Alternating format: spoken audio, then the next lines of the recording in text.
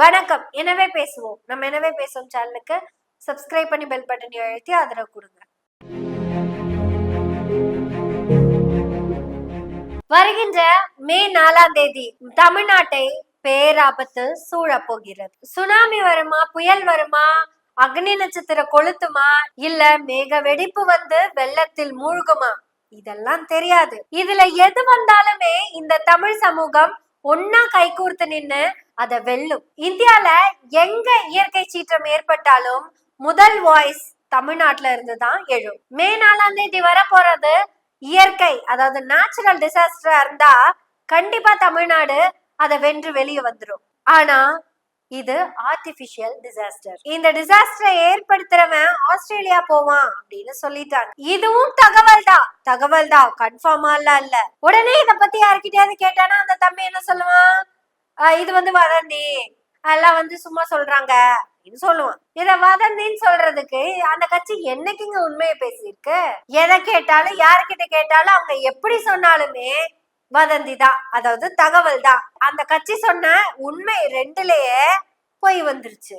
அதாங்க நாமினேஷன் தாக்கல் பண்ணார்ல 51 52 வயசு, அப்புறம் போலீஸ் கேஸ். அப்புறம் இப்படி உண்மைய சொல்றப்ப அந்த கட்சிய முன்னுக்கு பின் முரணாதான் பேசும். ஆனா பொய் சொல்றப்ப மட்டும் வாயில வர்றதெல்லாம் வார்த்தை தான். அது வெறும் வார்த்தை இல்லைங்க, ஏதோ கொள்கை முழக்க மாதிரி தான் பேசிக்குவாங்க.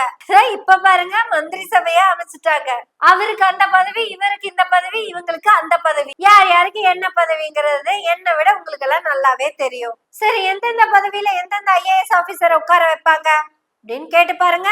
அவங்களுக்கு என்னப்பா, அவங்க எல்லாம் சீமான் தம்பிகள், என்ன வேணா பேசுவாங்க அப்படின்னு சொல்றதுக்கு இது என்டிகே கிடையாதுங்க. அவங்களுக்கு என்னப்பா, அவங்க எல்லாம் தற்குறிகள். அவங்க உலகமே தனி, அவங்களுடைய மொழி தனி, நடவடிக்கை தனி, கல்ச்சர் தனி. ஆனா இந்த சமூகத்துக்காகவும் இந்த சமூகத்துல இருக்கிற மாதிரியும் பேசிக்குவாங்க. கண்டிப்பா 4ஆம் தேதி ஆஸ்திரேலியா போறது கன்ஃபார்ம் தான். ஏன்னா ஆதவர்ஜனா சொல்றதெல்லாம் அந்த கட்சியில நடக்காது. அப்ப விஜய் சொன்னா மட்டும் என்ன நடந்துருமா அப்படின்னு கேட்காதீங்க. த்ரிஷா சொன்னாதான் உண்மையா இருக்குமான்னு கேட்காதீங்க, எனக்கு பதில் தெரியாது. ஆனா ஏதோ ஒண்ணு நடக்க போகுது. இப்பதான் இந்தியாவிலேயே தேர்தல் நடந்திருக்குங்க. அதுவும் முதல் முறையா நடந்த தேர்தல் மாதிரி நடந்துட்டு இருக்குதுங்க. இது வரைக்கும் இந்தியால தேர்தலே நடந்தது இல்லைங்க. 2026ல இந்த விஜய் அண்ணா அரசியல் கட்சி ஆரம்பிச்சதுக்கு அப்புறம் தான் தேர்தலே நடக்குதுங்க.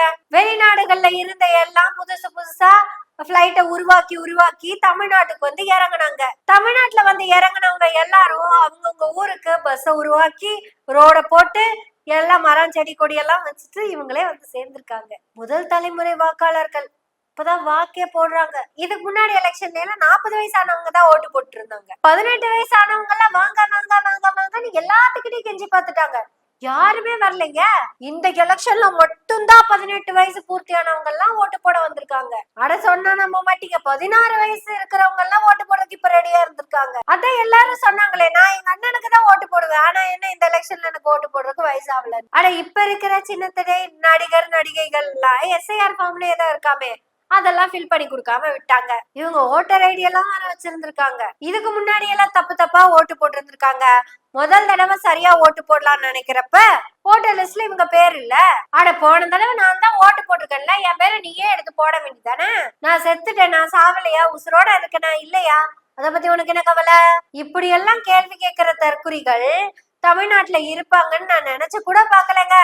அப்படின்னு நம்மளை கேட்டுக்கிட்டோம்னா அது நாமளே முட்டாளாக்கிக்கிறதுக்கு சமம். சரி, அப்ப இதை விட மோசமான தற்குறிகள் எங்க இருக்காங்க? அதுதான் முன்னாடி நாத்தாக்கால இருக்காங்கல்ல, அவங்களுக்கும் இவங்களுக்கும் என்னங்க வித்தியாசம்னு கேக்குறீங்களா?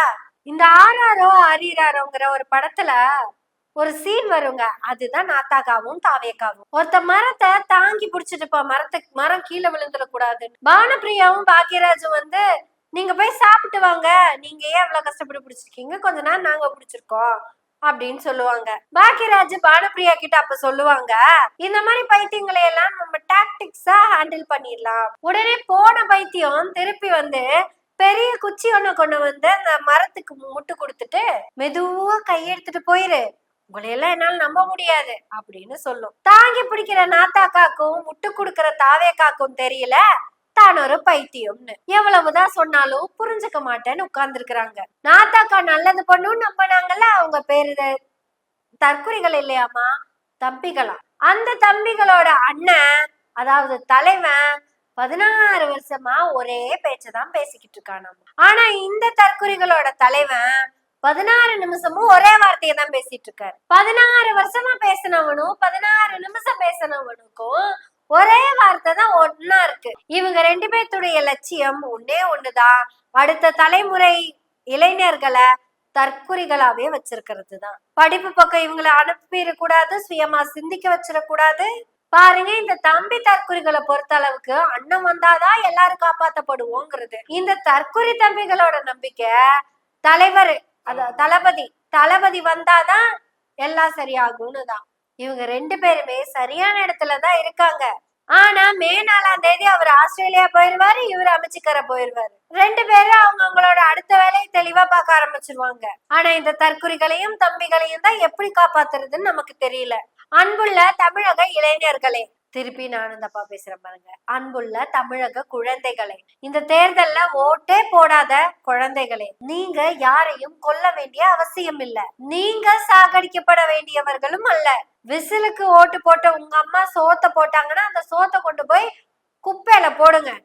ஏன்னா அந்த அம்மா உங்களுக்கு சாப்பாடு தான் போட்டாங்களா அப்படிங்கன்னு சொல்ல முடியாத அளவுக்கு நம்ம மாட்டிருக்கோம். 2.5 வருஷத்துக்கு முன்னாடி வரைக்கும் அந்த அம்மா சோறு தாங்க போட்டுக்கிட்டு இருந்திருக்கு.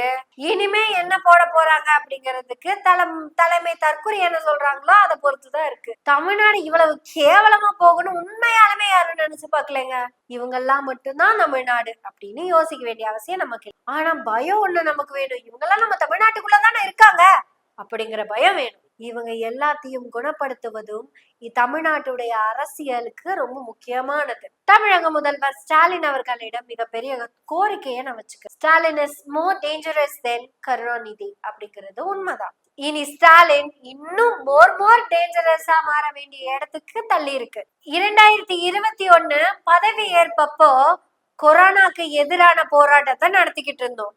அது கண்ணுக்கு தெரியாத கிருமி, அதை ஒழிக்கிறதுக்கு ஆக்சிஜன் பற்றாக்குறையும் அதிகமாயிருக்கு. அதவே வென்று காட்டிய திரு ஸ்டாலின் அவர்களே, நீங்க பதவியேற்ற அன்னையில இருந்து தமிழ்நாட்டுக்கு 144 மட்டும் போடுங்க. அடுத்த 1 மாசத்துக்கு தமிழ்நாடு முழுக்க 144ல தான் இருக்கணும். இந்த 144 தமிழ்நாட்டு மக்களுடைய நடமாட்டம் குறைவதற்காக அல்ல, அந்த 1 மாசத்துக்கு அப்புறம் எல்லா மக்களும் உண்மையா நல்லா நடக்கணுங்கிறதுக்காக. என் மாணவ செல்வங்களையும் இளைஞர்களையும் காப்பாத்துங்க. ஏன்னா 4ஆம் தேதி ரிசல்ட்டுக்கு அப்புறம் இவங்க என்ன ஆவாங்கன்னு அவங்களுக்கே தெரியாது. முதல்ல எப்படி ரியாக்ட் பண்ணுவாங்க, அதுக்கு எப்படி ரியாக்ட் பண்ணுவாங்கங்கிறதே நம்மளால புரிஞ்சுக்க முடியாது. இவங்க ஆக்ட் பண்றதும் ரியாக்ட் பண்றதும் யாருக்கு எதிரா எதுக்கு எதிராங்கிறதும் இவங்களுக்கு தெரியாது. அதனால எதிர்கால இளைஞர்களையும் குழந்தைகளையும் காப்பாற்ற வேண்டியது உங்க பொறுப்பு. கொரோனா வார்டுக்குள்ள எப்படி போகணும்னு தெரிஞ்ச உங்களுக்கு இது சொல்ல வேண்டிய அவசியம் இல்லை. ஆனாலும் இவங்களையெல்லாம் நினைச்சு பயத்துலதான் நான் உங்ககிட்ட பேசிக்கிட்டு இருக்கேன். ஏன்னா 50 வயசு அம்மாவே சாட்டை ஜட்டியோட ஓட வைப்பேன்னு சொல்லியிருக்கிறாங்க. எதுக்குன்னு அந்த அம்மாட்ட கேளுங்க, தெரியாது. ஆனா விஜய் ஜெயிக்கலன்னா இவங்க எல்லாம் என்ன பண்ணுவாங்க, எப்படி ஓடுவாங்கன்னே தெரியாது. சினிமாக்காரங்க தானே, அதான் சங்கர் ஒரு படம் எடுத்து வச்சிருக்கிறாரு, அதை வேற பிளர் பண்ணி காமிச்சாரு. சினிமாக்காரங்களை பொறுத்த வரைக்கும் அவங்களோட உலகமே கற்பனையில தாங்க இருக்கும். அந்த படங்களை பார்த்தவங்களும் அந்த படத்தோட விடாம தன்னோட வாழ்க்கையும் கற்பனையாவே வச்சுக்கிட்டு இருக்காங்க. இப்படி கற்பனையா வாழ்ந்த மக்களும் கற்பனையாவே வாழுன்னு சொன்ன நடிகர்களும் 2 பேரும் சேர்ந்து தெரியாம ரியல் லைஃப்குள்ள வந்துட்டாங்க. இவங்களுக்கு இந்த உண்மையை சொல்லி புரிய வைக்க வேண்டிய இடத்துல நம்ம இருக்கோம். இது ரியாலிட்டி, இது ரியல் லைஃப், இது கற்பனை உலகம் அல்ல அப்படிங்கறத. இங்க நீங்க ரீல்ஸ் போட முடியாது, அத கூட நம்ம கோவமா சொல்லணும்னு எந்த அவசியமும் கிடையாதுங்க. அவங்க கிட்ட எல்லாம் நல்லா சொல்லணும், நல்லா பேசணும், அவங்கள புரிய வைக்கணும், அவங்கள அரசியல் படுத்தணும் தான் நம்ம நினைக்கிறோம். உங்களை அரசியல் படுத்துவதற்காக இனி பேசுவோம், எனவே பேசுவோம் நாள்தோறும். உங்களுடைய ஆதரவுகளை நன்றிகளோடு எதிர்பார்த்து கொண்டிருக்கிறோம். நன்றி, வணக்கம்.